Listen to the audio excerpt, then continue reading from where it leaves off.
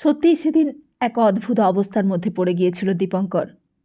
একদিকে সতীর শাশুড়ি হঠাৎ না বলে কয়ে পুরী থেকে ফিরে আসা, আরেকদিকে সতীর বাঘিনীর মতো ভয়ঙ্কর হয়ে ওঠা। দীপঙ্কর কি করবে কিছুই বুঝতে পারলে না। আর সামনে রাশি রাশি খাওয়ার। তা সতীর শাশুড়ির গলার আওয়াজ কানে এসেছিল দীপঙ্করের, কিন্তু সতীর স্বামীর গলার আওয়াজ একবারও কানে আসেনি। কেন করলে সতী এমন কাজ? কেন সকলকে না জানিয়ে তাকে নেমন্তন্ন করতে গেলে?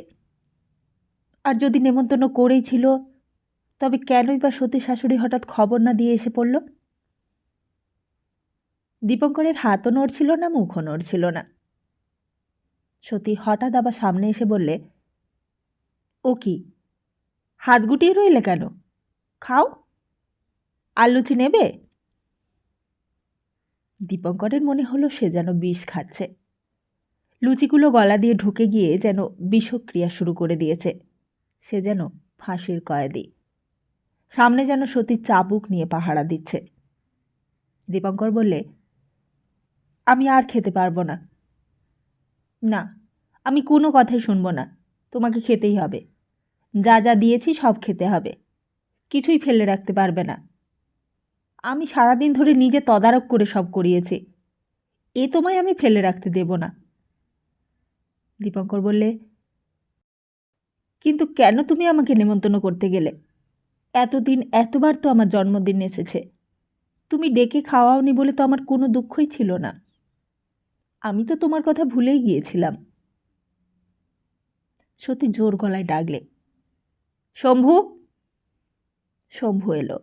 সতী বললে, পান সেজেছে ভূতির মা? না বৌদিমণি। সতী রেগে উঠল, বললে, কেন, পান সাজেনি কেন?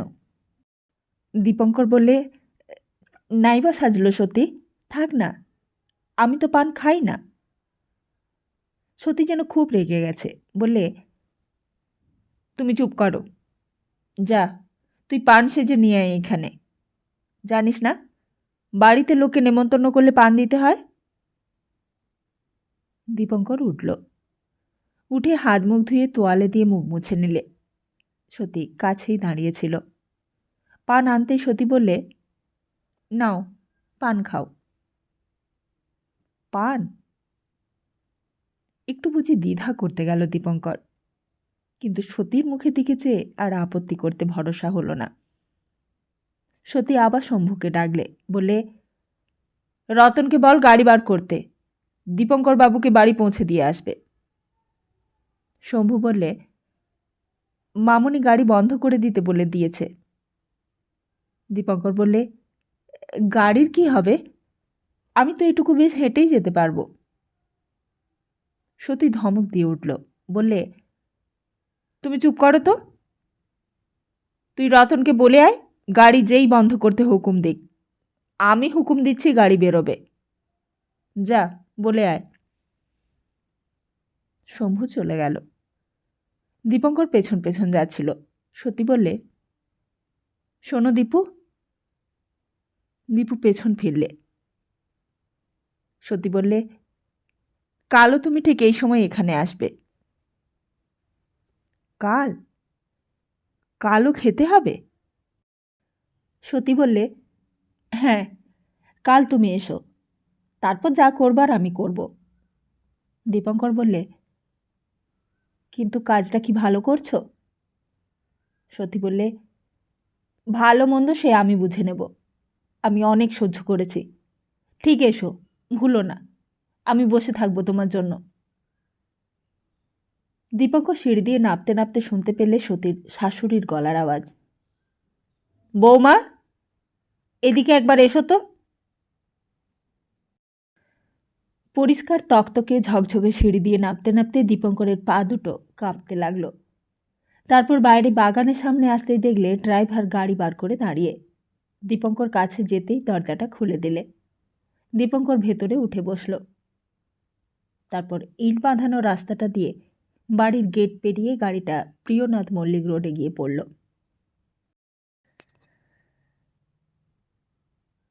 1939 সালের 1 সেপ্টেম্বর একদিন পৃথিবীতে একটা অংশে যুদ্ধ বেঁধেছিল।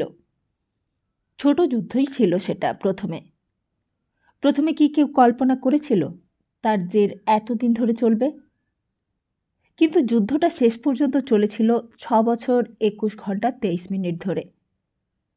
তারিখ, সময় সবই মনে আছে দীপঙ্করের। ঠিক ভোর 4:45 সময়, শুক্রবারে। আর দীপঙ্করের জীবনের এই যুদ্ধটা শুরু হয়েছিল সোমবার ঠিক রাত 8টার সময়। প্রথমে সনাতনবাবুও বুঝতে পারেনি, প্রথমে সতী শাশুড়িও বুঝতে পারেনি, দীপঙ্করও বুঝতে পারেনি, এমনকি সতী যে সতী সেও বুঝতে পারেনি। অর্থাৎ কেউই বুঝতে পারেনি শুরুটা যার এত সামান্য, শেষ তার এমন ভয়াবহ হবে কল্পনাও করা যায়নি। অনেকদিন পর সতীর মুখ থেকে শুনেছিল দীপঙ্করের একবার জিজ্ঞেস করতে ইচ্ছে হয়েছিল শম্ভুকে জিজ্ঞেস করলেই সে হয়তো সব বলে দিত। বাড়ির চাকরদের কিছু জানতে বাকি থাকে না। গিন্নিরা, বাবুরা কখন কি করে, কার সঙ্গে কখন কার ঝগড়া হয়, তারা সব জানে। তবুও দীপঙ্কর সাহস করে জিজ্ঞেস করেছিল, আচ্ছা শম্ভু, তোমার মামনির কি আজকেই আসবার কথা ছিল? আগে না বাবু, কথা ছিল না তো। ওই রেলের লাইন টাইন সব জলে ডুবে গেছে বলে রেল চলেনি, আটকে ছিল রাস্তায়। বাবুরা 3 দিন কটকেরই স্টেশনে পড়ে, তাই এখন আবার রান্নাবান্না চাপিয়েছে ঠাকুর। তারপর দীপঙ্কর গাড়িতে উঠতেই 2 হাত জোড়ো করে বলেছিল, আচ্ছা, পেন নাম হই বাবু। সিঁড়িতে নামবার সময় শাশুড়ির গম্ভীর গলার ডাক শোনা গিয়েছিল, বৌমা, এদিকে শুনে যাও তো একবার। সতী গিয়ে কাছে দাঁড়ালো। বহুদিনের বিধবা গিন্নি এই বাড়ির। একদিন যখন এই বাড়ির আরও জলুস ছিল, আরও জাঁকজমক ছিল, সেই দিন তিনি দুধে আলতায় পা দিয়ে এই ঘোষ বাড়িতে ঢুকেছিলেন। সেদিন পাড়ার লোক নতুন বউ দেখতে এসে থমকে দাঁড়িয়েছিলেন সামনে। অঘোরদাদুর ওইসব যজমানদের বাড়ির লোকেদের সমপর্যায়ের লোকেরা, ব্যারিস্টার পালিতের সমগোত্রীয়। খিদিরপুরের টকে স্টিবেডোরের কারবার ছিল শিরিষ ঘোষের। সেই কালের নামকরা stevedore Shirish Ghosh. Bird company, Kilburn company, শওয়ালিস কোম্পানির একচেটিয়া কাজ করত এই প্রিয়নাথ মল্লিক রোডের শিরিষ ঘোষের ফার্ম। সাহেবরাও শিরিষ ঘোষকে মানত, খাতির করত। শিরিষ ঘোষও সাহেবদের মর্যাদা রেখে কথা বলতো। শিরিষ ঘোষের ছেলে গিরিশ ঘোষের বিয়েতে কলকাতার বড় বড় কোম্পানির সাহেবেরা এসে নিমন্ত্রণ খেয়ে গিয়েছিল। সেদিন ঘোমটার আড়ালে এই শাশুড়ির মুখ দেখেই তারা দামি দামি উপহার দিয়েছিল। তারপর শিরিষ ঘোষ বুড়ো বয়সে একদিন মারা গেলেন। মারা যাবার আগে ছেলে বউয়ের হাতে এই কারবার, এই স্থাবর অস্থাবর সমস্ত সম্পত্তি তুলে দিয়ে গিয়েছিলেন। আর যাবার সময় বলেছিলেন, টাকা বড় নচ্ছার জিনিস, ওটা দরকার, কিন্তু ওটাই সার করিস নে তোরা। অনেক টাকা জমিয়েছি জীবনে, তোদের কিছু ভাবনা রেখে যাব না, একটু দেখে চলবি। আরও সব কি কথা বলেছিলেন শিরিষ ঘোষ। শেষ জীবনের সব আধা বৈরাগ্যের কথা। সেই সময় সকলেরই বৈরাগ্যের কথা আসে, আসাটাই স্বাভাবিক। ব্যাংকে তখন তার লাখ 20 টাকা, সুন্দরবনে 6000 বিঘে আবাদ, আর সিন্ধুকে সোনা দানা, হিরে জহরত, কোম্পানির কাগজের মোটা সুদের টাকা আর চালু কারবার। যাবার আগে নিজের সুখ স্বাচ্ছন্দ্যের কোনো ত্রুটি রাখেননি। সে যুগেই ফ্যানের হাওয়া খেয়ে গিয়েছেন, তেতলা বাড়ি করেছেন, গাড়িও চড়েছেন। আবার কি করবেন? সতী শাশুড়ি নতুন বউ হয়ে তখন বেশি দিন আসেননি। শ্বশুর মারা যাওয়ার পর সবই তার ঘাড়ে পড়ল। স্বামী গিরিশ ঘোষ ছিলেন ভালো মানুষ গোছের লোক। দরকার হলে মিথ্যে কথাও বলতে পারতেন না, সত্যি কথাটাও জোর করে বলতে পারতেন না কখনো। প্রথম নতুন বউ বলতেন, সপ্তাহতেই যদি তুমি মাথা নাড়ো, তোমার আসল মতটা কি? স্বামী বলতেন, আসল মতটা না বলাই ভালো, ওতে শুধু অশান্তিই বাড়ে। স্ত্রী বলতেন, কিন্তু এইরকম কদিন এড়িয়ে চলবে? পুরনো কোম্পানির সাহেবরা তখনও ঘোষ কোম্পানির কাছে কাজ দেয়, ঘোষ কোম্পানিকে বিশ্বাস করে। সাহেবদের তখন ওই গুণটা ছিল, একবার এক ফার্মকে ধরলে সহজে অন্য কোথাও যাবার নাম করতো না। গিন্নি বলতেন, কি হলো, আজ আবার মুখটা শুকনো কেন? কেউ মেরেছে নাকি? গিরিশ হেসে উঠতেন, বলতেন, কি যে বলো, মারবে আবার কে? না, তুমি যেমন মুখটা করে রয়েছ যেন কেউ চড় মেরেছে তোমার গালে। স্বামী বলতেন, না না, হয়েছে কি জানো, একজনকে ঠকিয়ে ফেলেছি, প্রায় 1,000-2,000 টাকা ঠকিয়েছি। তাতে কি হয়েছে? বলো কি, ঠকানো তো পাপ, পাপের সামিল, পাপই তো করে ফেললাম। এখন কোথায় যে তাকে পাই আবার? তাহলে আর কি, বসে বসে কাঁদো, কাঁদতে বসো। কিন্তু বেশি দিন গিরিশ ঘোষকে এই জ্বালা সহ্য করতে হয়নি। একদিন আপিস থেকে এসে সেই যে শুলেন, সেই ঘুম আর ভাঙল না। খবর গেল ডাক্তারের কাছে, কিন্তু কিছুই ফল হলো না। শ্বশুর বলে গিয়েছিলেন, টাকা বড় নচ্ছার জিনিস, আর সেই নচ্ছার জিনিসই শেষ পর্যন্ত পড়ে রইল, আর তিনি চলে গেলেন। তখন সোনার বয়স 2 বছর, সনাতন ঘোষ। তিনি তখনকার কথা কিছুই মনে করতে পারতেন না। তা সেই সনাতন ঘোষ যে বড় হয়েছে, বুদ্ধিমান হয়েছে, এর পেছনে শাশুড়ির অক্লান্ত পরিশ্রম ছিল। টিবিটরের কারবার সেদিন তুলে দিতে হয়েছিল সেই বিধবা শাশুড়িকে মোটা টাকায়। কোম্পানির সত্ত্ব উপসত্ত্ব সমস্ত বিক্রি করে আঁচলে চাবি নিয়ে অপেক্ষা করছিলেন কবে ছেলের বিয়ে দিয়ে তিনি তার হাতে সব ভার ছেড়ে দিয়ে নিশ্চিন্ত হবেন। চারিদিকে ঘটকি লাগিয়েছিলেন।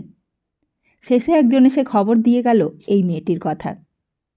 ঈশ্বর গাঙ্গুলি লেনে বাপের বন্ধুর কাছ থেকে লেখাপড়া করে, আর বাপ থাকে বর্মায়, তার কাঠের ব্যবসা, ছেলে নেই, একমাত্র মেয়ে। বাপের টাকার কথাটা উজ্জ্ব থাক, তিনি টাকার দিকটা দেখেননি। সত্যি, টাকাটা বড়ই নচ্ছার জিনিস। দেখেছেন শুধু কুল, বংশমর্যাদা আর রূপগুণ। ভুবনেশ্বর মিত্র টেলিগ্রাম পেয়ে দৌড়ে এসেছিলেন কলকাতায়। রাতারাতি মেয়ে দেখা, পাত্র দেখা, সব কিছুই হলো। সুন্দরবনের 6,000 বিঘে আবাদ, মোটা টাকার কোম্পানির কাগজ, ভালো ভালো বাছা বাছা সব বিলেতি কোম্পানির শেয়ার।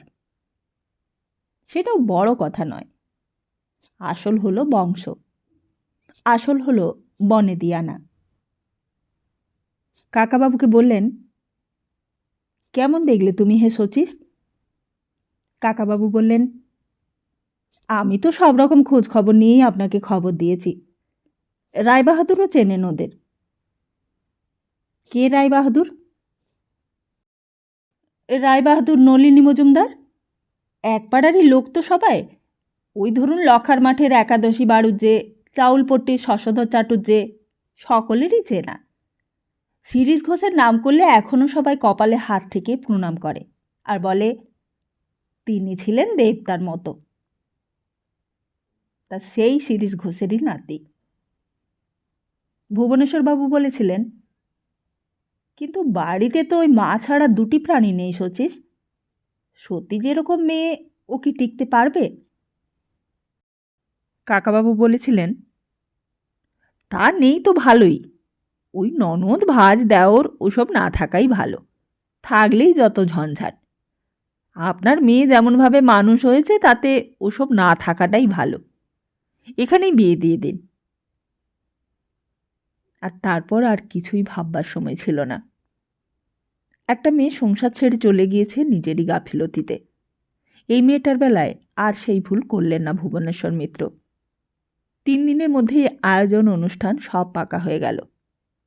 ভুবনেশ্বর মিত্র ভবানীপুরেরই একটা দোতলা বাড়ি ভাড়া করে বিয়ের আয়োজন করে ফেললেন। লোকজন নেমন্তন্ন, কেনাকাটা সবই করলেন কাকাবাবু।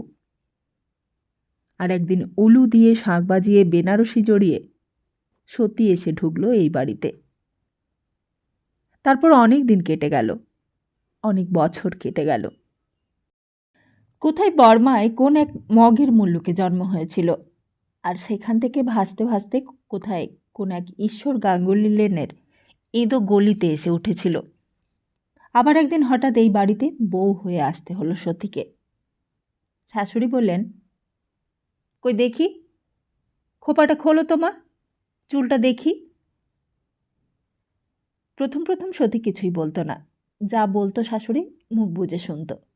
বুঝতো নতুন বউয়ের সব সহ্য করতে হয়, দুদিন বাদেই এসব বন্ধ হয়ে যাবে। চুল খুলতে বলেছি, তা খুলছ না কেন, খোলো। সতী বললে, চুল তো আপনি বিয়ের সময়ই দেখেছেন, আবার কেন? শাশুড়ি বললেন, তা হোক বাপু, কীরকম যেন পরচুলো পরচুলো মনে হচ্ছে, আবার একবার দেখাও দেখি। সতী খোপা খুলে পিঠের ওপর চুল এলিয়ে দিলে। শাশুড়ি মেপে দেখলেন। সতী বললে, কি হলো, দেখলেন, সন্দেহ ঘুচল? তা এসব প্রথম দিকের কথা। বড় তেজি মানুষ শাশুড়ি, তিনি অনেক দেখেছেন, অনেক ভুগেছেন, অনেক বুঝেছেন। শ্বশুরের মৃত্যু হয়েছিল বলতে গেলে তারই কোলের ওপর, স্বামীরও মৃত্যু হয়েছিল তার কোলে। আর শ্বশুর স্বামী হারিয়ে অজস্র অর্থের মালিক হয়ে তিনি দেখেছেন সংসারে কড়া মানুষ না হলে কপালে অনেক দুঃখ। তাই এক একদিন ছাদে উঠে হঠাৎ জেরা করতেন, বলতেন, ওদিকে কি দেখছিলে বৌমা? সতীও সোজা মেয়ে নয়, বলতো, কোন দিকে? ওই যে পাশের বাড়ি জানালার দিকে, কে আছে ওখানে? সতী বলতো, তা আপনি নিজে এসে দেখুন না কাকে দেখছিলুম, আসুন দেখে যান। ওই পর্যন্তই, বেশি দূর গড়াতো না এসব ঘটনা। শাশুড়িও চুপ করে যেতেন, সতীও চুপ করে যেত। রাত্রে সনাতন ঘোষ একটু দেরি করে ঘুমোতেন। দিনের বেলা তো তার খুব একটা কাজ ছিল না, তবু এখানে ওখানে যেতে হতো। সনাতনকে মাও একটু সমীহ করে চলতেন। ছেলে পড়ছে, আস্তে আস্তে কাছে যেতেন, তারপর জিজ্ঞেস করতেন, সোনা, আজকে দুধ খেয়েছ? তা শুধু আজকেই নয়, সনাতন ঘোষ বরাবরই এমনি। একটু ভেবে নিয়ে বলতো, হ্যাঁ মা, খেয়েছি তো। মা বলতেন, কাল অনেক রাত পর্যন্ত তোমার ঘরে আলো জ্বলছিল বাবা, রাত জেগে জেগে কি পড়ো? অত পড়ে কি হবে? যারা রাত জেগে জেগে বই লিখেছে তাদের টাকার দরকার ছিল, তাই লিখেছে। তোমার সেসব অত কষ্ট করে পড়বার দরকার কি বাবা? মাঝে মাঝেই মা ধমক দিতেন চাকরদের, বলতেন, তোদের আকেলটা কি শম্ভু? দেখছিস দাদাবাবু ঘরে রয়েছে আর তুই এখানে গলা ছেড়ে চেঁচাচ্ছিস? বেরো এখান থেকে, দূর হয়ে যা। বৌমা! শাশুড়ি ভোরবেলা উঠে ঘরের দরজার বাইরে গিয়ে ডাকতেন, বলতেন, এত দেরি করে ঘুম থেকে ওঠা আমি পছন্দ করি না বৌমা। সারা রাত কি করো শুনি? সোনা না হয় বেশি রাত অবধি পড়াশোনা করে, সে না হয় দেরি করে উঠবে, কিন্তু তোমার কিসের ঘুম? তুমিও কি জাগো নাকি ওর সঙ্গে? সতীর মুখ দিয়ে একটা কথাও বেরোতো না, শুধু বোবার মতো কিছুক্ষণ শাশুড়ির মুখের দিকে চেয়ে থাকতো অবাক হয়ে। এক একটা ঘটনা ঘটে আর অবাক হয়ে ভাবে, এ কোন সংসারে, কাদের সংসারে এসে পড়ল সে? এ কোথায় কাদের কাছে তুলে দিয়ে গেল তার বাবা? সমস্ত পৃথিবীটাই যেন চোখের সামনে ফাঁকা ফাঁকা মনে হয়।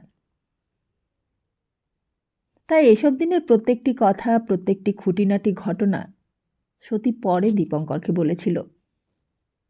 ভোর হতে না হতেই সতীকে উঠতে হবে, উঠেই কলঘরে যেতে হবে, তারপর স্বামীর শাশুড়ির চা জলখাবারের ব্যবস্থা করতে হবে। লোকজন আছে, তাদের কাজ নেই কিছু, তাদের ঝগড়া বিবাদ দলাদলি, তার মধ্যে সতী সব দেখাশোনা করবে। আর এমনি করেই সমস্ত শিখতে হবে সংসারের কাজ। একদিন শাশুড়িও নাকি এমনি করেই হাতে ধরে কাজ শিখেছেন, বকুনি খেয়েছেন, তবেই তো এত বড় সংসারের হাল ধরে একে চালিয়ে নিয়ে এসেছেন এইখানে। যখন শাশুড়ি থাকবে না তখন তো তোমাকেই সব চালাতে হবে, নইলে ঝি চাকরের হাতে সব ছেড়ে দিলে তো কিছুই আর আস্ত রাখবে না। বাতাসির মা আদিকালের লোক এই বাড়ির, সে বলতো, বৌদিমণি, তা তুমি কেন আবার রান্নাবাড়ি এলে বাছা? দেখো তো ধোয়াকালির মধ্যে তোমার রংটা কি আর টিকবে? ঠাকুর একলাই তো সব পারে। তা বাতাসির মা এমন কথা বলতে পারে বটে, ঘোষবাড়ির আদি থেকে আছে, হয়তো অন্ত পর্যন্ত থাকবে, সে কারোর পরোয়া করে কথা বলে না। একতলাটা তারই রাজত্ব, সেইখানে তার মুখের ওপর কারোর কথা বলার এখতিয়ার নেই। সে বলে, আমি কার পরোয়া করতে যাব শুনি? আমি কি মাগনা খাই না পড়ি, গতর দিয়ে খাটি না?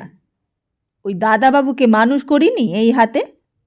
বলুক তো তোমাদের মামনি কেমন বলতে পারে।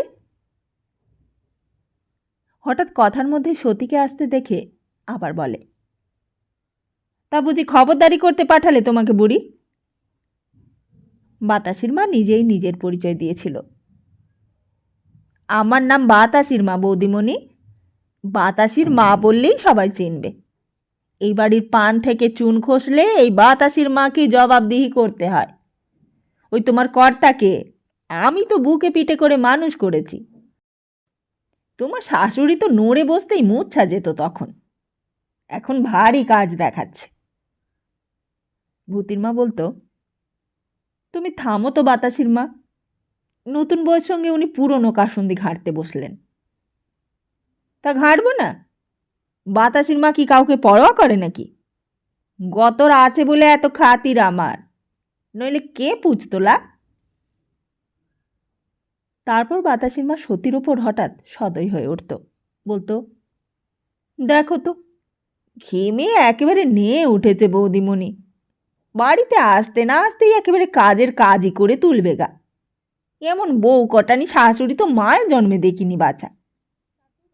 আহা, মুখটা একেবারে শুকিয়ে আশি হয়ে গেছে। এমনি করে রান্নাবাড়ি, ভাড়ার ঘর, পুজো তালান, বার বাড়ি, ভেতর বাড়ি, একে একে সব কিছুর সঙ্গে পরিচয় করিয়ে দিলেন শাশুড়ি। কিন্তু সমস্ত দিনের শেষে যখন নিজের ঘরে শুতে যেত তখন সনাতনবাবু লাইব্রেরি ঘর থেকে আসেননি। কিছুক্ষণ সতীর চেয়ারটায় বসে থাকত, এটা ওটা ঘাঁটত, এটা গুছিয়ে রাখত, ওটা ঠিক করে দিত। একসময় সনাতনবাবু এসে ঘরে ঢুকতেন। কটা বাজলো বলো তো? সতী ঘড়িটার দিকে চেয়ে বলতো, 12টা বাজে। ওহ, বড় রাত করে দিলাম তোমার, তা তুমি শুয়ে পড়লেই তো পারতে। তারপর হঠাৎ ছোট টেবিলটায় বসে পড়ে বলতেন, তুমি শুয়ে পড়ো, শুয়ে পড়ো, আমার একটু দেরি হবে। এই বলে আধপড়া বইটা আবার পড়তে বসতেন। খানিক পরে বোধহয় খেয়াল হতো, বলতেন, আলুটা তোমার চোখে লাগছে না তো? সতী বলতো, না। তারপর অনেকক্ষণ তেমনি করেই কাটত। সনাতনবাবু মুখ নিচু করে এক মনে পড়তেন। কি যে পড়তেন বিছানায় শুয়ে তা দেখা যেত না। সতী প্রথমে চিত হয়ে শুয়ে থাকত, তারপর পাশ ফিরত। ঘড়ির কাঁটাটা আস্তে আস্তে নড়তে নড়তে উত্তর থেকে দক্ষিণে গিয়ে পৌঁছত। তখনও সনাতনবাবুর হুঁশ নেই। সতী ওই পাশ ফিরে চোখ বুজে ঘুমাবার চেষ্টা করত। তখন পৃথিবীর কোথাও কোনো কোণে কোনো শব্দই শোনা যাচ্ছে না আর, শুধু ঘরের ঘড়িটার ধুকধুক আওয়াজ কানে বিঁধছে কাঁটার মতো। মুহূর্তগুলো তখন যেন সঙ্গীন ঘাড়ে করে সতীর চোখের সামনে স্থির নিশ্চল হয়ে দাঁড়িয়ে আছে। আর সেই সব সময়ে সতীর মনে হতো পৃথিবীটা বুঝি এবার থেমে যাবে, একটা বিধ্বংসী প্রলয়ের মধ্যে পৃথিবীটা গড়িয়ে পড়ে নিশ্চিহ্ন হয়ে যাবে একেবারে। এমনি করে কত রাত কেটেছে ঘোষবাড়ির নতুন স্বামী স্ত্রীর জীবনে। কি বলছো, আমায় ডাকছিলে? হঠাৎই সনাতনবাবু যেন হুঁশ হতো, যেন আবার অদৃশ্য জগৎ থেকে ফিরে আসতেন নিজের শোবার ঘরে। একটু লজ্জায় পড়ে যেতেন, তারপর তাড়াতাড়ি আলোটা নিভিয়ে দিয়ে নিজের জায়গায় শুয়ে পড়তেন। বলতেন, ইস, বড্ড দেরি করে ফেললাম। তারপর অনেকক্ষণ পর্যন্ত সতীর আর ঘুম আসত না। সনাতনবাবু কখন ঘুমিয়ে পড়েছেন। তার নিঃশ্বাস প্রশ্বাসের শব্দ এক তালে বয়ে চলেছে। একবার শুলে তার আর ঘুম আসতে দেরি হয় না। যে কাত হয়ে শোবেন সেই কাত হয়েই ঘুম থেকে উঠবেন। মাঝখানে একবারও এপাশ ওপাশ করতেন না। মাঝরাত্রে যখন একভাবে শুয়ে শুয়ে সমস্ত শরীরে ব্যথা হয়ে গেছে, তখন সতী উঠবে। উঠে পাশের বাথরুমে গিয়ে মুখে, কপালে, ঘাড়ে জল দিয়ে আসবে। একবার ঘড়িটা দেখবে। তারপর আবার নিজের বিছানায় এসে চিত হয়ে শুয়ে পড়বে। শুয়ে শুয়ে ঘড়ির ঘণ্টা শুনবে। 1টা, 2টো, 2টোর পর 3টে, তারপর 4টে, আর তারপর ভোর হয়ে যাবে। শাশুড়ির ভোরবেলা ঘুম ভাঙে। তিনি দরজার বাইরে থেকে ডাকবেন, বৌমা, ও বৌমা। একদিন বিকেলবেলা শাশুড়ি সোজা লাইব্রেরি ঘরে গিয়ে হাজির হন। সোনা? সনাতনবাবু পড়তে পড়তে মুখ তোলেন। মা, তুমি? একবার তোমায় আমার সঙ্গে যেতে হবে বাবা। ওই দিদির নাতনি হয়েছে, দেখতে যেতে বলেছিল। সময় তো আর হচ্ছে না, তা আজকেই চলো। সনাতনবাবু এই ঘরে এসে বলেন, চলো, তৈরি হয়ে নাও। সতী অবাক হয়ে তাকায়, বলে, কোথায়? সনাতনবাবু বলেন, মা যেতে বলেছে। মা দিদির নাতনি হয়েছে। অনেক দিন ধরেই যেতে যেতে বলছে, সময় পাওয়া যাচ্ছিল না মোটেই। চলো। সনাতনবাবু তখন জামা কাপড় পরে তৈরি। সতীও আলমারি খুলে গয়না বার করলে, শাড়ি বার করলে, ব্লাউজ বার করলে। অনেক শাড়ি, অনেক ব্লাউজ, অনেক গয়না দিয়েছে বাবা, একটাও পরা হয় না। নতুন কুটুম বাড়ি যাচ্ছে, যা তা পরে যাওয়াও যায় না। বিছানার ওপর সব শাড়িগুলো একে একে নামিয়ে ফেললে। সনাতনবাবু বললেন, আমি বেরোচ্ছি, তুমি এসো। শোনো, একটু দাঁড়াও। সতী পেছন থেকে ডাকলে, বললে, একটু দাঁড়াও, একটু এদিকে এসো না। সনাতনবাবু কাছে এলেন, বললেন, কি হলো? সতী বললে, কোন শাড়িটা পরি বলো তো? সনাতনবাবু বললেন, যেটা ইচ্ছে পরো না, সবগুলোই তো ভালো। না না, ওই রকম করে বললে চলবে না, ভালো করে ভেবে বলো। তারপর সতী একটা বেছে নিয়ে বললে, এটা মানাবে আমাকে না গো, এটা বেশ বটল গ্রিন। তা পরো। যেন সতীর হাত থেকে নিষ্কৃতি পাওয়ার জন্যই সনাতনবাবু উত্তরটা দিয়ে দিলেন। বললেন, মা হয়তো রাগ করছে, তুমি শিগগির এসো, আমি গেলাম। নতুন সায়া, নতুন ব্লাউজ, নতুন শাড়ি। বিয়ের পর এই শাড়িটা আর পরাই হয়নি মোটে, একেবারে আনকোড়া। কাপড়ের ভাঁজ খুলতে গিয়ে কেমন একরকম চমৎকার খসখস শব্দ হতে লাগলো। শাড়ির এই শব্দগুলো সতীর বড় ভালো লাগে, যেন আদর করে ফিসফিস করে কথা বলার মতন, অন্তরঙ্গতার সুর মেশানো। আয়নার সামনে দাঁড়িয়ে গয়না পরলে, মুখে পাউডার দিলে, স্নো দিলে, তারপর টিপ দিলে দুটো ভ্রুর মধ্যে। তারপর আয়নার মুখোমুখি দাঁড়িয়ে দেখলে এপাশ ওপাশ করে, বেশ দেখাচ্ছে এবার। চুলগুলো ছোটবেলা থেকেই কোঁকড়ানো। ঈশ্বর গাঙ্গুলি লেনে সেই ছেলেটা এই চুলের দিকেই চেয়ে থাকতো অনেকক্ষণ ধরে। দেখা যেন আর শেষ হয় না মুখখানা। তারপর ঘরের বাইরে বেরিয়ে একতলার আশার মুখে বাতাসের মার সঙ্গে দেখা। বাতাসের মা, ভূতির মা কোথায় গো? ডাকবো বৌদিমণি? সারা শরীরে সেন্টের গন্ধ ভুরভুর করে বাতাসে ভেসে বেড়াচ্ছে। সতীর নিজের নাকেও লাগলো নিজের শরীরের গন্ধটা। বললে, আমি চললুম বাতাসির মা। তাড়াতাড়িতে ঘরটা বন্ধ করা হলো না। ঘর মই কাপড় চোপড় ছড়ানো রইল। ভূতির মাকে একটু বলে দিও তো, ঘরে ধুনো দিয়ে যেন দরজাটি চাবি বন্ধ করে দেয়। তারপর একটু থেমে আবার বললে, আর শম্ভু কোথায় গেল? শম্ভু ওই দিক থেকে দৌড়ে আসছিল। সতী বললে, শম্ভু, ঘরে সব ছড়ানো পড়ে রইল। ভূতির মা ধুনো দিয়ে দিলে ঘরে চাবি দিয়ে দিস, বুঝলি? আর হঠাৎই যেন বাজ পড়ল মাথায়। বৌমা, তুমি আবার কোথায় যাচ্ছ এখন? সতী পেছনে চেয়ে দেখলে শাশুড়ি সিঁড়ি দিয়ে নামছেন। সাদা গরদের থান পড়েছেন। সতী থমকে দাঁড়াল। তুমি আবার সাত তাড়াতাড়ি কোথায় চললে? সতী অবাক হয়ে চাইলে শাশুড়ির মুখের দিকে। তুমি যে সেজে গুজে বেড়াচ্ছ বড়, আমি তোমাকে যেতে বলেছি? বাতাসির মা দাঁড়িয়েছিল, শম্ভুও পাশে দাঁড়িয়েছিল। দুজনেই শুনল। আর সতীর পা থেকে মাথা পর্যন্ত তখন থরথর করে কাঁপছে। শাশুড়ি বললেন, আমি বলে সোনাকে নিয়ে একটা কাজে যাচ্ছি। আনন্দ করতেও যাচ্ছি না, নেমন্তন্ন খেতেও যাচ্ছি না। তা তুমি কি বলে এত সাজগোজ করে ঝামেলা করতে যাচ্ছ শুনি? কে যেতে বলেছে তোমাকে? কথাটা বলেই শাশুড়ি সামনের দিকে এগিয়ে গেলেন। বাগানে গাড়ির দরজা খোলার শব্দ হলো। গাড়ি স্টার্ট দেওয়ারও শব্দ হলো। তারপর গাড়িটা চলে যাবার শব্দও শুনতে পেলে সতী। তখনও কিন্তু সতী পাথর হয়ে দাঁড়িয়েছিল সেইখানে। তার শাড়ি, তার গয়না, তার স্নো পাউডার, সেন্ট, সমস্ত কিছুই যেন তার শরীরে দাউ দাউ করে জ্বলছে। আগুনে যেন তার সমস্ত শরীরটা পুড়ে ছাই হয়ে যাচ্ছে। তবু এতটুকু ভেঙে পড়ল না সতী। বাতাসির মা, শম্ভু দুজনেই দাঁড়িয়ে দাঁড়িয়ে সতীর এই চূড়ান্ত অপমান চোখ দিয়ে দেখছিল। তাদের চোখের সামনে দিয়ে সতী আস্তে আস্তে সিঁড়ি দিয়ে আবার উপরে উঠতে লাগল। উঠে নিজের ঘরে গেল।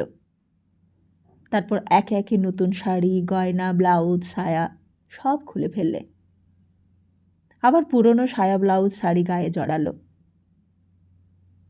আশ্চর্য, চোখ দিয়ে এতটুকুও জল পড়ল না। বিছানাতেও ঢলে পড়ল না। মুখে হাত চাপা দিয়েও কাঁদতে বসল না। এই সমস্তই দীপঙ্করের জানা। এই সমস্ত ঘটনাই সতী দীপঙ্করকে পরে বলেছে। বর্মা থেকে ভুবনেশ্বর মিত্র চিঠি লিখেছেন। মা সতী, অনেক কাজের মধ্যে তোমাকে সবসময় সময় মতো চিঠি দিতে পারি না। তুমি কিছু মনে করো না। তোমাকে সৎপাত্রে অর্পণ করতে পেরেছি, এটাই আমার এক পরম সান্ত্বনা। স্বামীকে ভক্তি শ্রদ্ধা করবে। স্বামী ছাড়া ত্রিভুবনের স্ত্রীলোকদের আর কোনো দ্বিতীয় দেবতা নেই। সর্বদাই স্বামীর ধ্যানই স্ত্রীলোকের পরম কর্তব্য জানবে। আর তোমার শাশুড়ি ঠাকুরানী, তাকেও মায়ের মতো সেবা করবে। শৈশবে তুমি মাকে হারিয়েছিলেন। এখন বিয়ের পর শাশুড়ি ঠাকুরানী তোমার মায়ের স্থান গ্রহণ করেছেন। সুতরাং প্রাণ দিয়ে তার তুষ্টি বিধান করবে। তোমার মা জীবিত নেই, থাকলে তিনিই তোমাকে এসব কথা লিখতেন। তার অবর্তমানে তাই আমাকেই এত কথা লিখতে হচ্ছে। আমার শরীরে আর পূর্বের ন্যায় পরিশ্রম সহ্য হয় না। ভাবি বিশ্রাম নেব, কিন্তু আবার ভাবি বিশ্রাম নিলে বাঁচব কী নিয়ে? তোমাদের কুশল সংবাদ দিও। তোমরা দুজনে আমার আশীর্বাদ নিও, আর শাশুড়ি ঠাকুরানীকে আমার প্রণাম জানাবে। ইতি আশীর্বাদক তোমার বাবা। তা সনাতনবাবুর নজর সাধারণত কোনো ব্যাপারেই পড়ে না। সতী বললে, বাবা চিঠি লিখেছেন। সনাতনবাবু মুখ তুলে বললে, ও। সতী আবার বললে, জানো, বাবার শরীরটা খুব খারাপ যাচ্ছে। বাবার শরীর খারাপের কথা শুনলে আমার রাত্রে ঘুম হয় না। সনাতনবাবু বললেন, সত্যি তো, বড় ভাবনার কথা। বলেই আবার অন্যমনস্ক হয়ে যান। সতী বলে, চিঠিটা পড়বে? না, তুমি তো পড়েছ, আমি আর কি করতে পড়ব। তারপর অনেকক্ষণ ধরে বাবার কথা নিয়ে আলোচনা করতে ইচ্ছে করে। মনে হয় যদি কারোর সঙ্গে বসে বসে বাবার গল্প করা যেত, যদি কেউ কথাগুলো মন দিয়ে একটু শুনত। দুপুরবেলা সতী বাবাকে চিঠি লিখতে বসে। একটা চিঠি লেখে, 2 পাতার চিঠি। নিজের মনের কথার কিছু আর বাকি থাকে না লিখতে। অনেকক্ষণ ধরে বসে বসে লেখে। পরম পূজনীয় বাবা, তোমার শরীর খারাপের কথা শুনে বড় চিন্তিত হলাম। তুমি এইবার একটু বিশ্রাম নাও, নয়তো কিছুদিনের জন্য কোথাও বেড়াতে যাও। কাজ করলে তোমার শরীর আর টিকবে না। আর আমাকে তুমি সৎপাত্রে অর্পণ করেছ লিখেছ। সৎপাত্রে যে অর্পণ করেছ তাতে আর কোনো সন্দেহ নেই, কিন্তু এক এক সময় আমার সন্দেহ হয় বাবা, তুমি আমাকে কেন এত লেখাপড়া শেখালে, কেন এত আত্মসম্মানের জ্ঞান দিলে, কেন আমি বোবা কালা কানা হয়ে জন্মালাম না বাবা? তাহলে এইসব কিছুই দেখতে শুনতে হতো না আমাকে। তাহলে আমি মুখ বুজে এই সংসারের নির্বিবাদে কাটিয়ে দিতে পারতুম। কিন্তু আমার চারিদিকে এত সুখ তুমি কেন দিলে বাবা? আমি যে সুখের উপকরণের জ্বালায় বেঁচে মরে আছি, আমি যে এখনো বেঁচে আছি, সে কেবল তোমার মুখ চেয়ে বাবা, আর কোনো কারণে নয়। ফেরত ডাকে তোমার চিঠি যেন ঠিক পাই। ইতি তোমার সতী। চিঠিটা ভাঁজ করে খামে পুরে খামের মুখটা এঁটে বরাবর ঠিকানা লিখে তারপর ডাকলে, শম্ভু। শম্ভু ঘরে এলে সতী বললে, এই চিঠিটা নিজের হাতে পোস্ট বক্সে গিয়ে ফেলে দিবি, বুঝলি? ভুল করে যেখানে সেখানে ফেলিস নে যেন। শম্ভু বরাবরই চিঠি ফেলে, এ আজ তার প্রথম নয়। তবু প্রত্যেকবারই সতী বারবার সাবধান করে দেয়, সতর্ক করে দেয়। ফিরে এলে আবার জিজ্ঞেস করে, ঠিক বাক্সের মধ্যে হাত ঢুকিয়ে ফেলেছিস তো? বাইরে পড়ে যায়নি? শম্ভু বলল, বৌদিমণি, আমি বরাবর চিঠি ফেলেছি, আর আজ আমি চিঠি ফেলতে জানবো না? আজও শম্ভু চিঠি নিয়ে চলে গেল। সিঁড়ি দিয়ে নিচে নেমে গেছে। হঠাৎ কী যে হলো, সতী উঠে পড়ল। উঠেই ডাকলে, শম্ভু, শম্ভু। তাড়াতাড়ি সতী সিঁড়ি দিয়ে নিচে নেমে এলো তরতর করে। সেখানেও শম্ভু নেই। একেবারে বারবাড়ি পেরিয়ে হয়তো সদর রাস্তায় গিয়ে পৌঁছেছে। তাড়াতাড়ি বারবাড়ির উঠোনে গিয়ে বাগানের সামনে দারোয়ানকে ডাকলে, দারোয়ান, শোনো তো, শম্ভু চিঠি ফেলতে গেল এক্ষুনি। শম্ভুকে একবার ডাকো তো, শিগগির। অনেকক্ষণ পর দারোয়ান শম্ভুকে ডেকে নিয়ে এলো। কিরে, চিঠি ফেলিসনি তো? না। তখনও হাতে রয়েছে তার চিঠিটা। চিঠিটা তার হাত থেকে নিয়ে সতী সেইখানা টুকরো টুকরো করে ছিঁড়ে ফেললে। চিঠির টুকরোগুলো কুচো কুচো হয়ে চারিদিকে ছড়িয়ে হাওয়ায় উড়তে লাগল। সতী তাড়াতাড়ি আবার ঘরে ফিরে এলো। ঘরে এসে আবার একটা নতুন চিঠি লিখল। বাবা, তোমার শরীরের কথা ভেবে খুব ভাবনায় পড়লাম। দিন কতক তুমি বিশ্রাম নাও, আমাদের এখানে এসেও থাকতে পারো। আমার শাশুড়ি বললেন, তোমার বাবাকে লিখে দাও এখানে আসতে। আমার এখানে কোনো কষ্টই নেই। শাশুড়ি আমাকে মেয়ের মতন যত্ন করেন। ছোটবেলাতেই আমি মাকে হারিয়েছিলাম বলে আমার যে দুঃখ ছিল, বিয়ের পরে আমার শাশুড়ি সেই দুঃখ মিটিয়েছেন। তুমি কেমন আছো ফেরত ডাকে জানাবে। ইতি তোমার সতী। তাই এই সমস্ত ঘটনাই দীপঙ্করের জানা। এ সমস্ত ঘটনাই সতী দীপঙ্করকে পরে জানিয়েছে। কিন্তু এর পরেই ঘটল পুরী যাওয়ার ঘটনা। প্রিয়নাথ মল্লিক রোডের ঘোষেদের বাড়ির বাইরে থেকে যারা দেখত, তাদের চোখে পড়ত অন্য জিনিস। খাকি ইউনিফর্ম পরা দারোয়ান কাঠের টুলের ওপর বসে থাকত গেটের পাশে। সরু ইট বাঁধানো লম্বা রাস্তাটা যেখানে শেষ হয়েছে, সেইখানকার গ্যারেজে পরপর 2খানা গাড়ি। তার পাশে বাগানের ফুল গাছের কেয়ারি। পাশে লাল রঙের বাড়িটার রং করা দরজা জানালা, সারসি খড়খড়ি, আলো জাঁকজমক, কোনো কিছুরই কমতি নেই। যারা আরও একটু ভেতরে ঢুকত তারা আরও অবাক হয়ে যেত এই বাড়ির ঐশ্বর্য দেখে। মার্বেল পাথরের ফ্লোর, মোরাতাবাদী ভাসের ক্যাকটাসের চারা, বাগানের শেষ প্রান্তে এক কোণে রাজহাঁসের দল বেঁধে চড়া। কলকাতা শহরের ভবানীপুর অঞ্চলের বুকের মধ্যেও যেন এই এক অন্য জগৎ। সমস্ত বাড়িটা সবসময়ই যেন নিরিবিলি। রাস্তায় চলতে চলতে হঠাৎ গেট দিয়ে একটা গাড়ি হট করে বেরিয়ে এলো। দারোয়ান তার আগেই হুঁশিয়ার করে দিয়েছে। দেখা যেত গাড়ির ভেতর বসে আছে একজন গরদের থান পরা বিধবা মেয়ে মানুষ, পাকা চুলের ওপর বেশ যত্ন করে চিরুনি বোলানো, আর তার পাশেই একজন ভদ্রলোক। ধপধপ করছে দুজনের গায়ের রং, প্রশান্ত গম্ভীর ধীর স্থির চেহারা।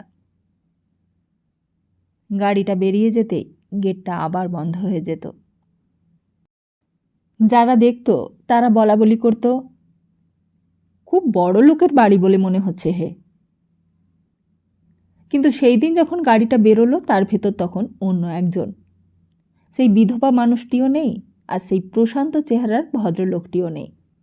আছে অন্য একজন, বেশ সুন্দর ফর্সা একটি বউ, মাথায় কোঁকড়ানো চুলের খোঁপা, শরীরে আলগা রূপের ঢেউ। যারা দেখল তারা বলা বলি করল, খুব আরামে আছে এরা মশায়, এদেরই তো রাজ্যত্ব হে। হয়তোবা দীর্ঘ নিঃশ্বাসও পড়ল কথাটার সঙ্গে সঙ্গে। কিন্তু যাকে লক্ষ্য করে বলা, সেই সতীর কানে এসব কিছুই পৌঁছল না। ড্রাইভার শুধু একবার জিজ্ঞেস করলে, কোন দিকে যাব বৌদিমণি? সতী বললে, ঈশ্বর গাঙ্গুলি লেন, কালীঘাট। সমস্ত দিন ধরে সতী কেবলই ভাবছিল। প্রথমে কিছুই বলেনি শাশুড়ি। বাতাসের মা সব খবর রাখে ভেতর বাড়ির। সেও জানতে পারেনি। ভূতির মা, শম্ভু, দারোয়ান, বাড়ির অন্য চাকরঝি, তারাও কেউ জানতে পারেনি। সরকারবাবু নিজের ঘরে বসেই হিসেব নিকেশ করে, তারও জানা ছিল না হয়তো। সনাতনবাবু লাইব্রেরি ঘরে ছিলেন। বাইরে থেকে মা ডাকলেন, সোনা। সনাতনবাবু বললেন, আমাকে ডাকছো মা? হ্যাঁ, আজ রাত্রে ট্রেনে পুরী যাব, আমার সঙ্গে যেতে হবে তোমাকে। অনেক দিনের মানত ছিল, এখন না গেলে হয়তো আর যাওয়া হবে না। সরকারবাবু ডাক পেয়ে চশমাটা পরে দৌড়ে এলো। শাশুড়ি বললেন, ক্যাশে টাকা আছে সরকারবাবু? আগে কত? 1000-2 আগে মা, 1000-2 তো হবে না, আমি দেখছি কত আছে। শাশুড়ি বললেন, দেখতে হবে না, আপনি ব্যাগ থেকেই তুলে আনুন, সোনা সই করে দিচ্ছে। এইসব ঘটনা ঘটেছে নিচে। কখন সরকারবাবু ব্যাংকে টাকা তুলতে গেছে, কখন ট্রেনের টিকিট কাটা হয়েছে, কিছুই জানতে পারেনি সতী। সকালে উঠে যথারীতি কল ঘরে গেছে, সিঁথিতে সিঁদুর দিয়েছে, তারপর রান্নাবাড়িতে নেমেছে, তারপর দুপুরবেলা খাওয়া দাওয়ার পাট চুকিয়েছে। দুপুরবেলা নিজের ঘরে শুয়ে শুয়ে বইয়ের পাতাও উল্টিয়েছে। আর বিকেলবেলা সনাতনবাবু একবার ঘরে এসেছিলেন, কিন্তু তিনিও কিছু বলেননি। খবরটা দিল শম্ভু। শম্ভু এসে বললে, বৌদিমণি, দাদাবাবু জামা কাপড়গুলো বার করে দিন। জামা কাপড়? জামা কাপড় বার করে দেব কেন? ধোপা এসেছে? আগে না, দাদাবাবু যে পুরী যাচ্ছেন মামনির সঙ্গে। পুরী? আকাশ থেকে পড়ল সতী। হঠাৎই বলা নেই কোয়া নেই পুরী যাচ্ছেন। শম্ভু বললে, বৌদিমণি, ভাড়ারে হুকুম হয়ে গেছে, ঘি ময়দা বেরিয়েছে, বাতাসের মা লুচি ভাজতে বলেছে ঠাকুরকে, কৈলাস বিছানা বাঁধছে, এইবার সুটকেস গোছানো হবে। ধর্মর করে উঠে বসল সতী। পুরী যাচ্ছেন দুজনে, আর সে? সতী কি এখানে একা থাকবে? জামা কাপড় বার করে দিলে আলমারি থেকে, এক গাদা জামা কাপড়, সমস্ত মাথাটা যেন গরম হয়ে গেল এক মুহূর্তেই। শম্ভু জামা কাপড়গুলো নিয়ে যাবার পর সতী একবার দাঁড়ালো চুপ করে ঘরের মধ্যে। মনে হলো তক্ষুনি ছুটে যায় লাইব্রেরির ঘরে, কিন্তু তারপরেই আবার গিয়ে দাঁড়ালো জানালার সামনে। জিনিসপত্র সব বাঁধাছাঁধা হচ্ছে, খাবার তৈরি হচ্ছে, আর সতী কিছুই জানে না। সতীকে কিনা খবরটা শুনতে হলো চাকরের মুখ থেকে। সমস্ত সময়টাই ছটফট করে বেড়াতে লাগলো সতী। ঘড়িতে 4টা বাজল। পাশে চাকর বাকরদের আনাগোনা শব্দ হচ্ছে, তোড়জোড় চলছে যাওয়ার। নিচের রান্নাবাড়িতে লুচি ভাজা হচ্ছে। হঠাৎ শম্ভুকে দেখেই সতী ডাকলে, শম্ভু, শোন। শম্ভু আসতে সতী জিজ্ঞেস করলে, সঙ্গে কে কে যাচ্ছিস তোরা? তুই যাচ্ছিস? শম্ভু বললে, না বৌদিমণি, আমি যাচ্ছি না। ওই কৈলাস ঠাকুর আর বাতাসের মা যাবে। তাহলে ঠাকুর গেলে এখানে রান্না করবে কে? নতুন বামুন ঠাকুর। তারপর হঠাৎ কি মনে হলো, একটু থেমে বললে, দাদাবাবু তোর কোথায় রে? লাইব্রেরি ঘরে? না, মামনির ঘরে। সতী বললে, আচ্ছা, তুই যা। কি যে করবে কিছুই বুঝতে পারলে না। মনে হলো এক্ষুনি বাবাকে টেলিগ্রাম করে দেয়। আর এক মুহূর্তেও এই বাড়িতে থাকতে ইচ্ছে করছে না। দরকার নেই এই সংসারের, দরকার নেই, দরকার নেই কিছুর। নিজের ঘরের মধ্যে ছটফট করতে লাগলো সতী। মনে হলো একটা খাঁচার মধ্যে যেন কেউ তাকে পায়ে শেকল দিয়ে বেঁধে রেখেছে, আর বেরোবার উপায় নেই তার। হঠাৎ জামা কাপড় পরা সাজাগোজা সনাতনবাবু ঘরে এসে হাজির হলেন। সতী সামনে গিয়ে কি বলবে বুঝতে পারলে না। খানিকক্ষণ হাঁপাতে লাগলো। তারপর বললে, তোমরা পুরী যাবে? সনাতনবাবু যেন অন্য কিছু ভাবছিলেন। বললেন, হ্যাঁ, কেন? তা আমাকে তো কিছুই জানাওনি তোমরা। তুমি জানতে না? সনাতনবাবু যেন এতক্ষণ জানতেনই না সেই কথা। বললেন, তা নাই বা জানলে, আমিও তো জানতুম না, এখনই মা আমাকে বললে। কিন্তু আমাকে জানানোটা কি তোমাদের উচিত ছিল না? সতী কথাগুলো বলতে বলতে হাঁপাচ্ছিল। আমি কি তোমাদের বাড়ির কেউ নই? সনাতনবাবু বললেন, সত্যি তো, তোমাকে তো জানানো উচিত ছিল। এই বলে তিনি নির্বিকারভাবেই ঘর থেকে চলে যাচ্ছিলেন। সতী তার সামনে ঘুরে গিয়ে দাঁড়ালো। বললে, তুমি কি বলো তো? তোমরা সবাই চলে গেলে আমি একলা বাড়িতে থাকবো কি করে? আমাকে একলা ফেলে যেতে তোমাদের কষ্ট হয় না? সনাতনবাবু কেমন যেন বিব্রত বোধ করলেন। বললেন, না না, তুমিই বা একলা থাকবে কি করে? সত্যিই তো। দাঁড়াও, মাকে গিয়ে বলছি, আমি বলছি গিয়ে মাকে। সতী সনাতনবাবুর হাতটা খপ করে ধরে ফেললে। বললে, বলতে হবে না, বলতে হবে না তোমাকে।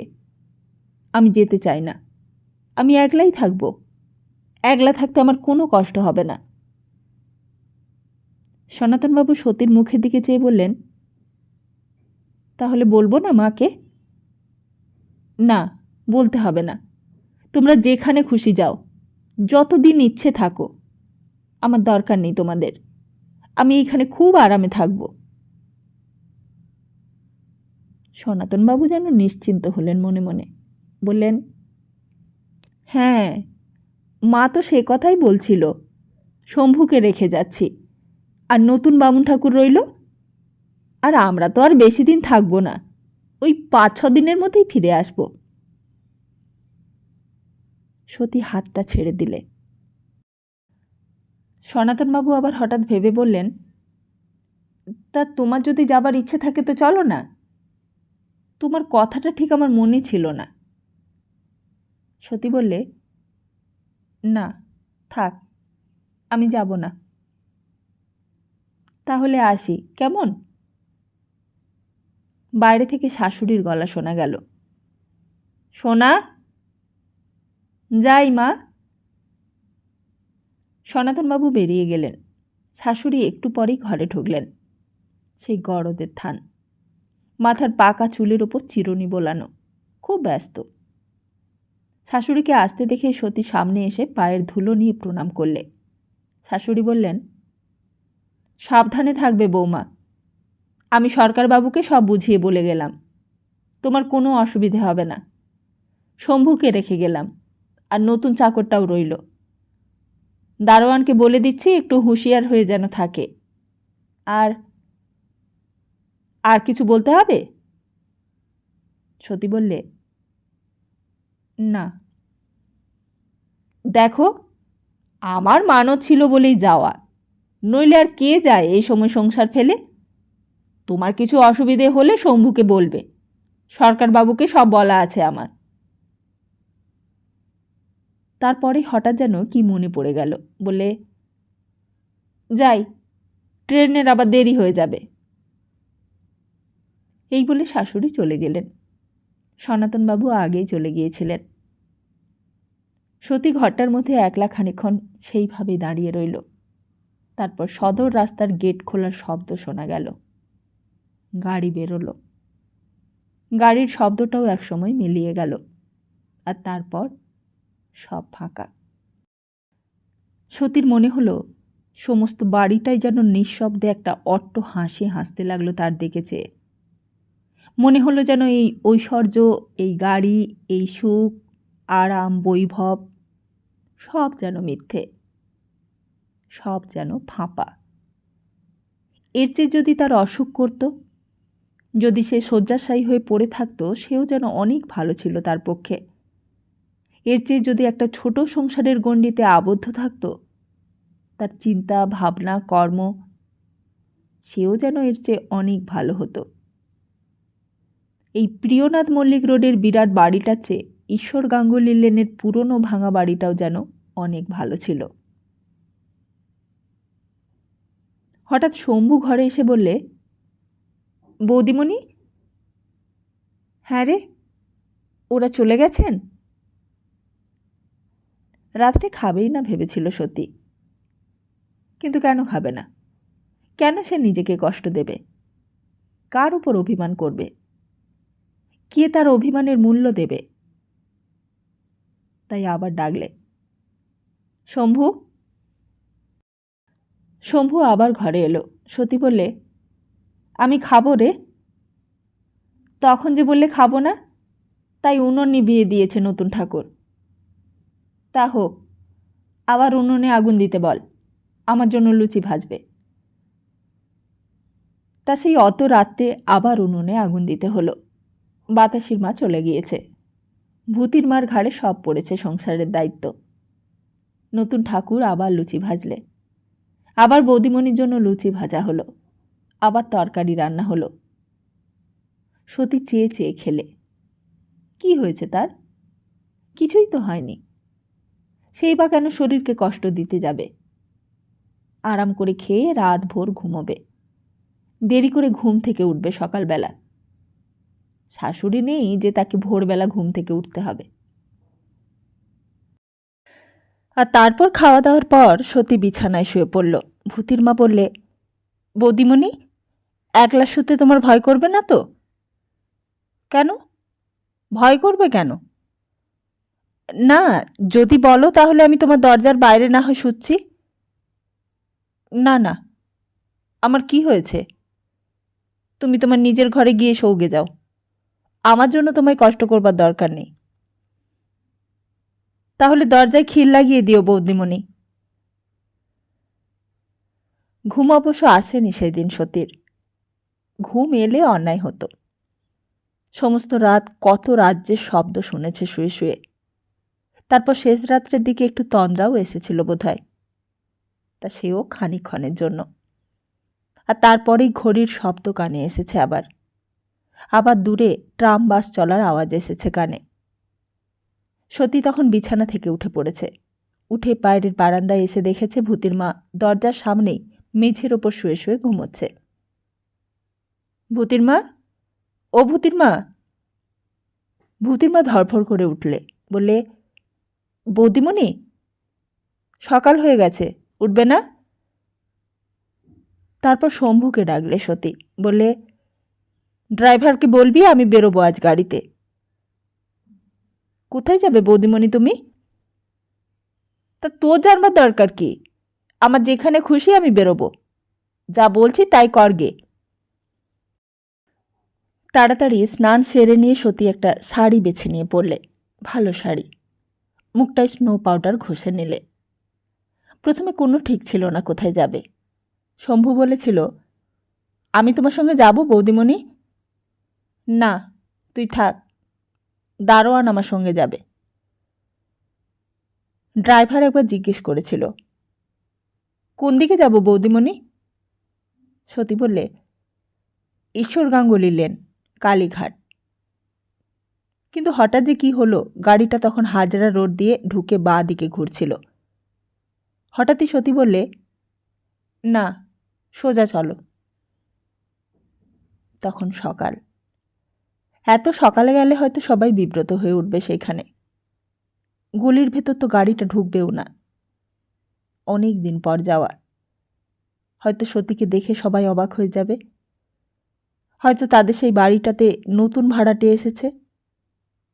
হয়তো দীপুরাও আর সেই বাড়িতে নেই। হয়তো দীপুরাও উঠে গেছে অন্য জায়গায়। তার মাকে পরের বাড়ি রান্না করতে হয় না। হয়তো দীপু বিয়ে করেছে। হয়তো বা তার ছেলে মেয়েও হয়েছে। গাড়িটা সোজা একেবারে জর্জেস কোর্ট রোড দিয়ে চলছিল, আবার ঘুরে এলো এই দিকে। এইবার আবার হাজরা রোড দিয়ে ফিরে এলো গাড়িটা। হরিশ মুখার্জি রোড। হরিশ মুখার্জি রোডের ওপারেই জয়ন্তীদের বাড়িটা।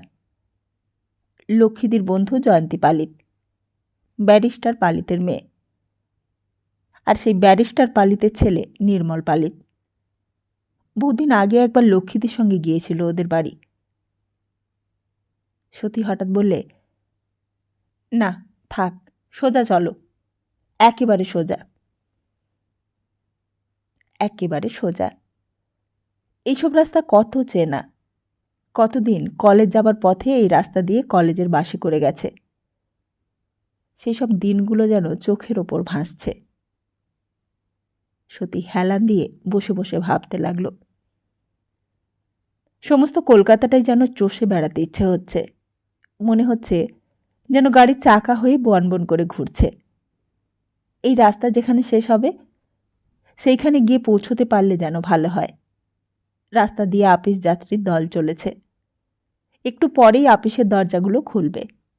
ছোট ছোট ছেলেমেয়েরা স্কুলে যাচ্ছে বই খাতা নিয়ে। একদিন সতীও এরকম করে স্কুলে গিয়েছে, কলেজে গিয়েছে। তারপর বড় হয়েছে। তারপর একদিন বিয়েও হয়ে গেছে তার। আর বিয়ের পর থেকেই যেন সব গোলমাল হয়ে গিয়েছে, বিশৃঙ্খল হয়ে গিয়েছে। সতী হঠাৎ বললে, গাড়ি ঘোরাও, গাড়ি ঘোরাও। গাড়ির চারটে চাকা কলকাতার রাস্তায় তখন অনেক মসৃণ করে দিয়েছে। মনের অনেক উত্তাপ নিভে গেছে। কোন দিকে যাব বৌদিমণি? ঈশ্বর গাঙ্গুলি লেন, কালীঘাট। কথাটা বললে বটে সত্যি, কিন্তু তারা যদি সেখানে না থাকে, আর তারা যদি বাড়ি ছেড়ে দিয়ে চলে গিয়ে থাকে। নতুন ঠিকানাটা নিশ্চয়ই পাওয়া যাবে ওই বাড়ি থেকে। গিয়ে বলবে, এমনিই এলাম। কেন, আসতে নেই নাকি? এতদিন আসেনি বলে কি চিরকালের মতো আসতে পারবো না? চিরকালের সম্পর্ক কি একেবারে খুঁজিয়ে দিতে হবে নাকি? এই বলে একটু হাসবে। আর তাছাড়া সম্পর্কটা বড় কথা নয়। সংসারের কাজে কে আর কার খবর নিতে পারে? সবাই তো নিজের সমস্যা নিয়েই জড়িয়ে আছে। বড়লোকের বাড়িতে সতীর বিয়ে হয়েছে বলে কি তার কোনো সমস্যাই থাকবে না? কিন্তু নেপাল ভট্টাচার্য স্ট্রিটের সেই রাস্তাটার ওপর গিয়ে গাড়ি থামতেই সতী যেন কি ভাবলে। বললে, দারোয়ান। 19-এর 1-এর বি নম্বরে গিয়ে দেখে এসো তো, দীপঙ্কর বাবু বলে কোনো লোক আছে কি না। থাকলে আমার কাছে ডেকে নিয়ে আসবে। দারোয়ান বুঝতে পারেনি। সতী আরও বুঝিয়ে দিয়ে বললে, ওই যে ইট বার করা বাড়িটা, ওইখানে গিয়ে জিজ্ঞেস করো। আর তারপরেই দীপঙ্কর এসেছিল। কি চেহারা হয়েছে দীপুর, মাথার চুলগুলো উস্কো খুস্কো, মাথায় একটা ব্যান্ডেজ বাঁধা। আশ্চর্য, তখনও সতী জানত না কেন সে এতদিন পর আবার পুরনো পাড়াতে গিয়ে হাজির হয়েছিল। হঠাৎই খেয়াল হলো, দীপঙ্কর যদি জিজ্ঞেস করে সতী কেন এসেছে এতদিন পর, তাহলে কি জবাব দেবে সে। আর হঠাৎই সতীর মনে পড়ল, দীপঙ্করের মা বরাবর প্রত্যেক বছর এই তারিখেই ছেলের জন্য পায়েস রান্না করত। দীপুর মা এই দিনটাতে ছেলের জন্য ঝিকে দিয়ে বাজার করিয়ে আনত। দীপু যা যা খেতে ভালোবাসত সেই সব রান্নার আয়োজন করত। কতবার দীপুর মা সতীকে বলেছিল, 2 মাস বয়স থেকেই ওকে বুকে করে এখানে এসেছি মা, ও যে আমার বড় হবে, মানুষ হবে, তা তো কখনোই ভাবিনি। এমন করে কোনো মাকে তার ছেলেকে এত ভালোবাসতে দেখেনি কোনো দিন সতী। মাসিমা বলেছিল, ভরা অমাবস্যার দিন জন্মেছিল দীপু, একেবারে মৌনী অমাবস্যা। ও যখন হলো, লোকে বললে এই ছেলে তোমার চোর হবে। তা কি জানি কি হবে, ছেলে বেঁচে থাকলেই আমি খুশি মা। ছেলে মেয়ে যে কী জিনিস, তা যখন তোমার আবার ছেলে মেয়ে হবে তখন বুঝবে মা। দীপঙ্কর যখন জিজ্ঞেস করলে, হঠাৎ কি মনে করে তুমি, সতী টপ করে বলে দিয়েছিল, সোমবার তুমি আমাদের বাড়িতে যাবে, ওখানেই খাবে। কথাটা হঠাৎই মুখ দিয়ে বেরিয়ে গিয়েছিল। দীপুকে নেমন্তন্ন করবার কোনো কল্পনাই ছিল না যখন সতী বাড়ি থেকে বেরিয়েছিল। কিন্তু কোথা থেকে যে কি হয়ে গেল, যখন নেপাল ভট্টাচার্যের স্ট্রিট থেকে ফিরে এসেছিল তখনও সতীর সংশয় কাটেনি। কাজটা ভালো করেছে নাকি মন্দ, ন্যায় নাকি অন্যায় করলে সে। কিন্তু তখন আর কোনো উপায় নেই, তখন আর বারণ করবারও পথ নেই। সব ব্যবস্থায় স্থির হয়ে গেছে, দীপঙ্কর সোমবার আসবে।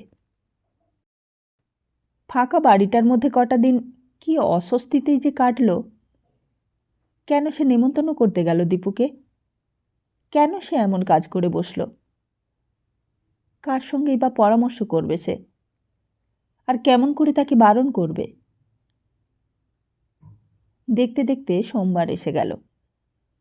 ভূতির মাকে ডেকে পাঠালে সতী, বললে, ভূতির মা, আজকে একজনকে নেমন্তন্ন করেছি বাড়িতে, তুমি ব্যবস্থা করতে পারবে? ভূতির মা বললে, কেন পারবো না বৌদিমণি, বাতাসির মা নেই বলে কি গেরস্ত বাড়ির কাজকর্ম বন্ধ হয়ে যাবে? তুমি তাহলে শম্ভুকে বলে দাও ভূতির মা, কি কি আনতে হবে, যেন গুছিয়ে গাছিয়ে সব নিয়ে আসে। অনেক রকম মাছ, মাংস, ডিম, আর পায়েসও করতে হবে গন্ধ চালের। তা ভূতির মা সত্যি সেদিন বাঁচিয়ে দিলে, বললে, তুমি কিছু ভেবনি বৌদিমণি, হারামজাদি বাতাসির মা নেই বলে ভেবনি যে ভূতির মা মরে গেছে। আমি থাকতে তুমি কিচ্ছু ভাবনা করনি, আমি সব জোগাড় যন্তর করে দিচ্ছি। আর রান্না, নতুন বামুন ঠাকুর কি পারবে? ভূতির মার যেন আত্মসম্মানে আঘাত লাগলো, বললে, রান্না না করতে পারে তো আমি আছি কি করতে, আমি কি আর মরেছি? তা সমস্ত দিন সত্যি খুব খাটুনি গেল সতীর, একটা একটা করে রান্না। কেন যে হঠাৎ নেমন্তন্ন করতে গেল দীপুকে, কে জানে। অথচ যখন নেমন্তন্ন করা হয়েছে তখন তো আর পেছনো যায় না। সমস্ত দিন রান্নাবান্নার পরিশ্রমের পর গা ধুয়ে যখন তৈরি হয়েছে তখন দীপঙ্কর এসে গেল। আগে থেকেই দারোয়ানকে বলে রেখেছিল সত্যি, বাবু এলেই যেন ওপরে নিয়ে আসে। কিন্তু তার আগেই শম্ভু এসে খবর দিয়ে গেছে। বুকটা একটু কেঁপে উঠেছিল এক মুহূর্তের জন্য। কোনো অন্যায় কাজ করছে নাকি সে? কিন্তু তক্ষুনি মনটাকে দৃঢ় করে নিয়েছিল। অধিকার আছে বই কি তার, অধিকার আছে বই কি নিজের আত্মীয় স্বজনদের নেমন্তন্ন করবার। সেও তো এই বাড়ির বউ, এই বাড়িতে অন্য সকলের মতো তারও অধিকার আছে। আর তারপর শেষ মুহূর্তে সেই দারুণ দুর্যোগ। সেই ঘটনার পরেও দীপঙ্কর খেতে বাধ্য করলে সতী। সমস্ত বুকটা থরথর করে কেঁপে উঠেছিল সতীর। তারও অধিকার আছে। সতী বলেছিল, আমারও অধিকার আছে এই বাড়িতে, তুমি খেয়ে তা প্রমাণ করে দিয়ে যাও আজ। যতক্ষণ দীপঙ্কর খেয়েছে ততক্ষণ এক অস্বাভাবিক উত্তেজনায় থরথর করে শুধু কেঁপেছে।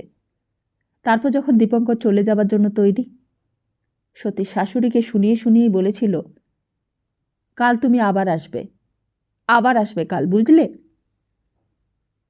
দীপঙ্কর চলে যাবার পর শাশুড়ি আবার ডাকলে, বৌমা, একবার শুনে যাও এই দিকে। সতী নিজেকে শক্ত করে নিয়ে গিয়ে দাঁড়ালো শাশুড়ির সামনে। শাশুড়ি তখনও দাঁড়িয়েছিলেন সেই একই জায়গায়। তখনও ট্রেনে সাজ পোশাক ছাড়েননি তিনি। বললেন, আমি এখনো মরিনি বৌমা। আমার মরবার আগেই আমার শ্বশুরের ভিটেতে দাঁড়িয়ে তুমি আমারই সামনে আমাকে অপমান করলে। সতী চুপ করে রইল মাথা নিচু করে। শাশুড়ি আবার বললেন, আর আমাকে শুনিয়ে তুমি যা পরে বললে তাও আমি শুনেছি, কিন্তু মনে রেখো এখনো আমি বেঁচে আছি। তারপর একটু থেমে বললেন, যাও। সতী আস্তে আস্তে নিজের ঘরে চলে এলো। দেওয়ালের ঘড়িটার বুকের মধ্যে তখন বোধহয় তুমুল শব্দের তোলপাড় শুরু হয়ে গেছে। সতী খাটের বাজুটা ধরে অনেকক্ষণ দাঁড়িয়ে রইল চুপ করে, যেন ছেড়ে দিলেই সে পড়ে যাবে, যেন পড়ে গিয়ে অজ্ঞান হয়ে যাবে। বৌদিমণি, শম্ভু ঘরে এসেছে, বলে, তোমার খাবার দেব বৌদিমণি? সতী হঠাৎ পেছন ফিরলে, বললে, না, তুই যা, বাতাসের মাকে বলগে যা আমি আজ খাবো না। শম্ভু চলে গেল। খানিক পর ভূতির মা আস্তে আস্তে ঘরে ঢুকেছে, বললে, বৌদিমণি, তুমি খাবে না কেন? চৌপর রাত না খেয়ে থাকলে পিত্তি পড়বে যে, চলো খাবে চলো। সতী বললে, না ভূতির মা, আমার খিদে নেই, সত্যি বলছি, তুমি যাও এখন এখান থেকে। ভূতির মা তবু নড়ে না, বলে, তুমি না খেলে আমি কি করে খাই বলো দেখি? না, তুমি খাওগে যাও ভূতির মা, তাতে কোনো দোষ হবে না, যাও তুমি খেয়ে নাওগে যাও।